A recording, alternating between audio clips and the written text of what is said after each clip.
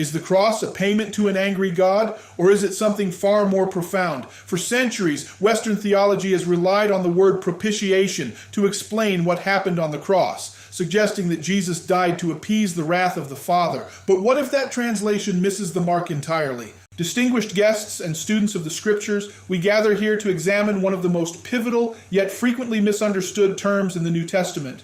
For centuries, Western theology has largely viewed this word through a juridical lens, translating it as propitiation, a term that suggests a payment or sacrifice offered to appease the wrath of an angry deity. However, when we peel back the layers of translation and return to the linguistic soil of the first century, specifically the Septuagint, the Greek translation of the Old Testament that the apostles actually read, we discover a radically different picture. The argument I place before you today is that when the Apostle Paul describes Christ as the hilasterion in Romans 3:25, he is not describing a transaction of payment. Rather, he is identifying Christ as the mercy seat, the very throne of God where heaven meets earth and where the presence of God is restored to humanity.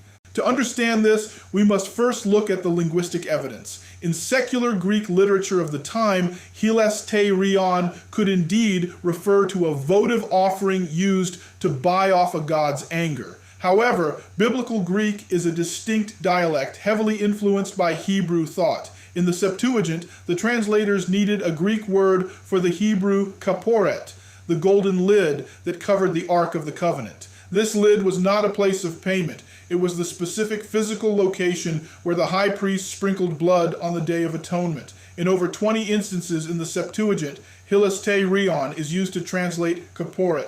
Even more telling is Hebrews 9:5, the only other place in the New Testament where this specific noun appears. In that verse, there is no debate. Every translator renders it mercy seat, referring to the physical object in the tabernacle. It is linguistically inconsistent to argue that the word means lid of the ark in Hebrews, but suddenly shifts to appeasement of wrath in Romans. Paul, a Pharisee of Pharisees, was steeped in the imagery of the temple, not the pagan temples of Greece. When he chose this word, he was evoking the holiest object in the Jewish cultus. Consider the theological implications of the mercy seat itself. The kapporet was the place where the Shekinah glory of God rested. It was situated between the cherubim above the law contained within the ark. The law stood as a witness against the people's sin, but the mercy seat covered that witness. The blood sprinkled there was not a payment to change God's mind. God himself provided the system of atonement. The blood was a cleansing agent, scrubbing away the defilement of sin so that a holy God could continue to dwell in the midst of an unholy people. Therefore, the mercy seat was the locus of meeting, the intersection of the divine and the human.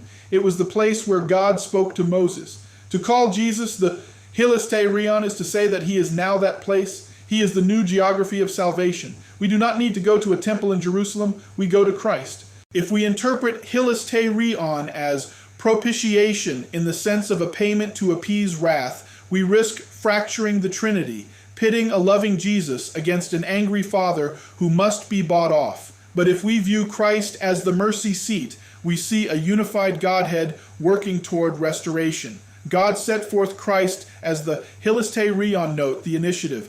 God is not the object of the propitiation, effectively the one being appeased. He is the subject, the one doing the setting forth. God provides the mercy seat. In the Old Testament, the glory of God was dangerous to approach because of human impurity. The high priest could enter only once a year, and only with a cloud of incense and blood to shield him. Paul is declaring that in the public spectacle of the cross, God has brought the hidden mercy seat out from behind the veil. He has made the place of atonement visible and accessible to all.